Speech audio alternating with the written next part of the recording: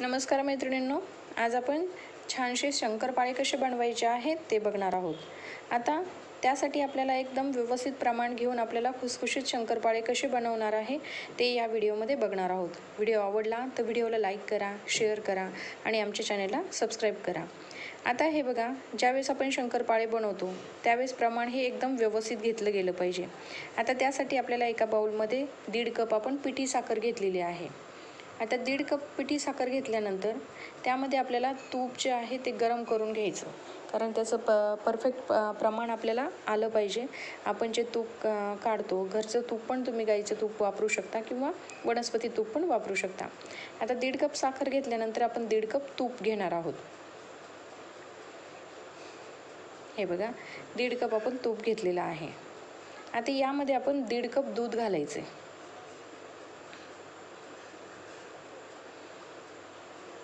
एकच प्रमाण ठेवायचे। 1.5 कप आपण दूध घेतलेलं आहे। आता हे आपल्याला पूर्णपणे व्यवस्थित मिक्स करून घ्यायचं। आता मिक्स झाल्यानंतर आपल्याला हे गॅसवर ठेवून आपण पूर्णपणे याला वितळून घेणार आहोत। आधी व्यवस्थित आपल्याला मिक्स करायचे। तूप तर आपलं गरम झालेलं होतं। आता याला गॅस चालू करून पूर्णपणे याला व्यवस्थित वितळून घेऊया।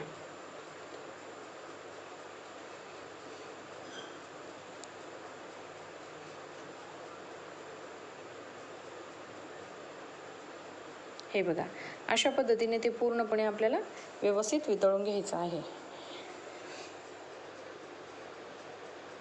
अशा पद्धतीने ते झालं पाहिजे।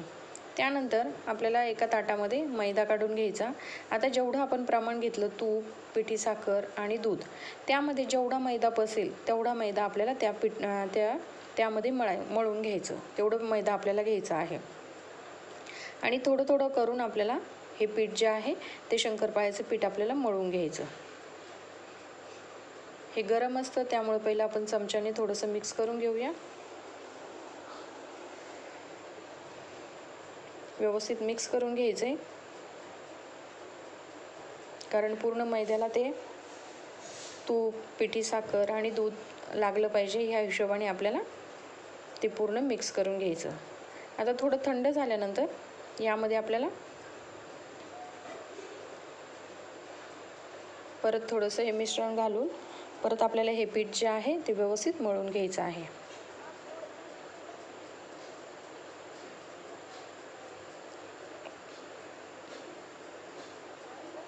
हे बघा,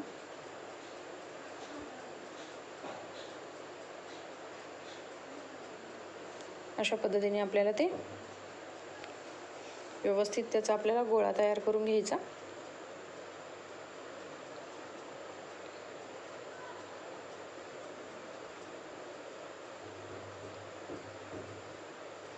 ज्यावेळेस आपण हे मिश्रण टाकतो तो एकदम नाही टाकायचं, कारण एकदम टाकल्यानंतर ते पातळ गोळा पण होऊ शकतो। त्यासाठी आपल्याला काय करायचं, हे थोडं थोडं प्रमाणात टाकून आपल्याला ते पीठ जे आहे, मैदा जो आहे आपला, तो व्यवस्थित आपल्याला मळून घ्यायचा आहे। अशा पद्धतीने जर केलं तर शंकरपाळे जे आहे ते खूप बिस्किटासारखे खुसखुशीत पण होतात आणि करण्याची पद्धत पण खूप सोपी आहे।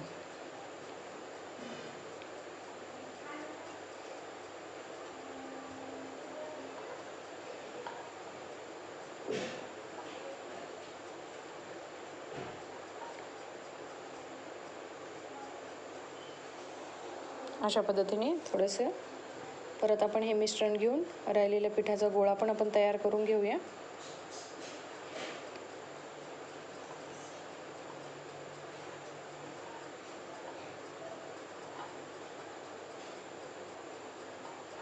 फक्त पीठ आपल्याला व्यवस्थित मळून घ्यायचं आहे, जेणेकरून आपले शंकरपाळे व्यवस्थित आले पाहिजे।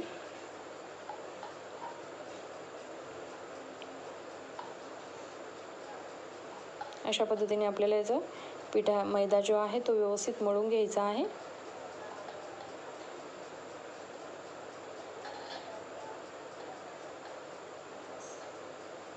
आता यामध्ये आपण जसं पोळीसाठी आपण गोळा काढतो तसं त्याच्यापेक्षा थोडासा मोठ्या प्रमाणात आपल्याला गोळा काढून आणि तो थोडासा मऊ करून घ्यायचा आहे। पीठ चांगलं जर मळलं तर आपले शंकरपाळे पण व्यवस्थित बनतात. हे बघा.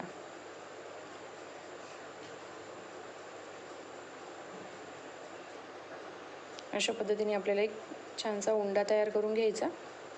तोपर्यंत आपण काय करणार आहोत, तेल ठेवणार आहोत गरम करण्यासाठी. कारण आपले शंकरपाळे खाली लाटेपर्यंत आपलं तेल पण गरम होऊन जाईल. आणि जशी आपण पोळी लाटतो त्या पद्धतीने पण थोडेसे जाडसर, पोळीपेक्षा थोडेसे जाडसर आपल्याला हे लाटून घ्यायचे आहे.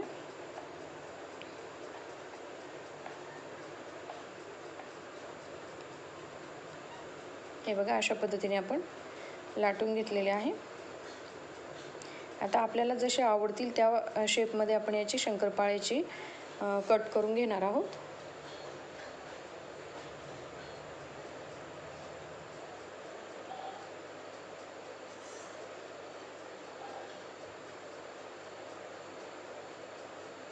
हे बघा, अशा पद्धतीने आपल्याला पूर्ण व्यवस्थित कट करून घ्यायचे. आता हे आपण स्क्वेअरमध्ये कापणार आहोत.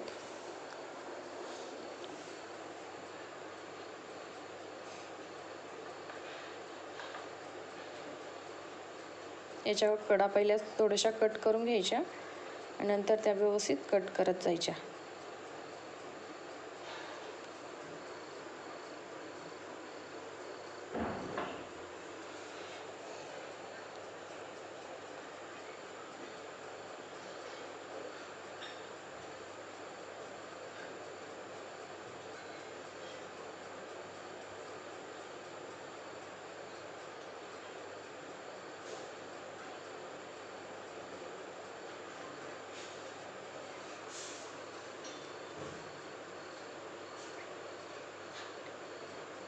हे बघा, अशा पद्धतीने आपण हे कट करून घेतलेलं आहे. तोपर्यंत आपलं तेल पण गरम झालेलं आहे.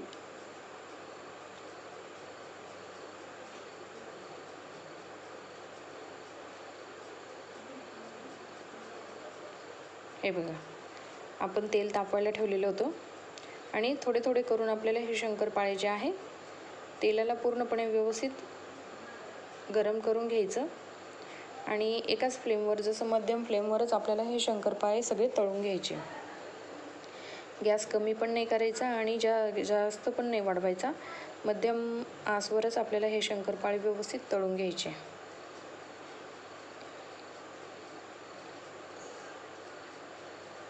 हे बघा,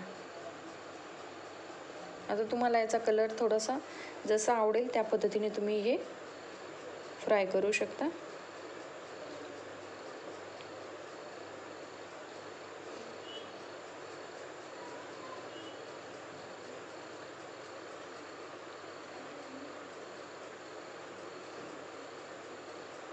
आता हे आपले चांगले तळून झालेले आहेत.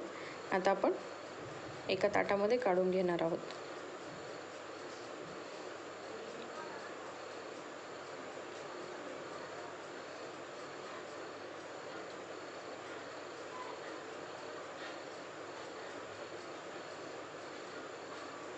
अशाच पद्धतीने आपल्याला हे सगळे शंकरपाळे जे आहे व्यवस्थित तळून घ्यायचे आणि जसे आपण बनवले त्याच पद्धतीने सगळे हे शंकरपाळे आपल्याला बनवायचे आहेत.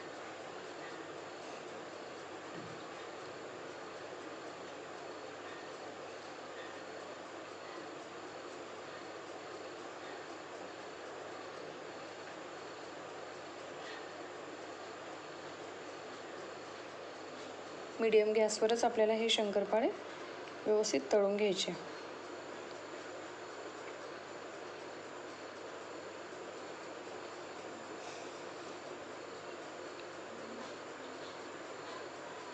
शंकरपाळे तळताना आपल्याला थोडीशी काळजी घ्यायची.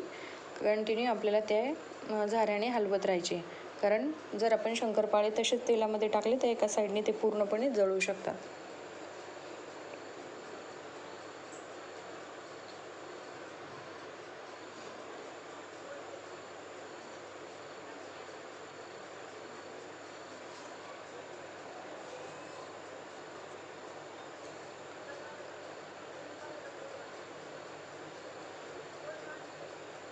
अशा पद्धतीने आपल्याला हे व्यवस्थित तळून घ्यायचे.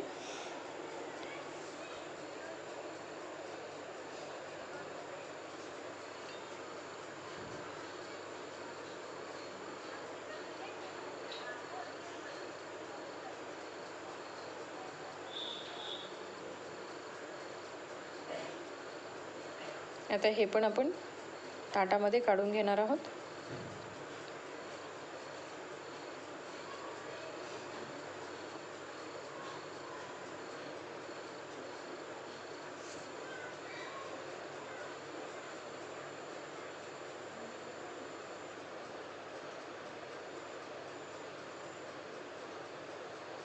अशा पद्धतीने आपले हे शंकरपाळे जे आहेत तयार झालेले आहे. व्हिडिओ आवडला तर व्हिडिओला लाईक करा, शेअर करा आणि आमच्या चॅनलला सबस्क्राईब करा.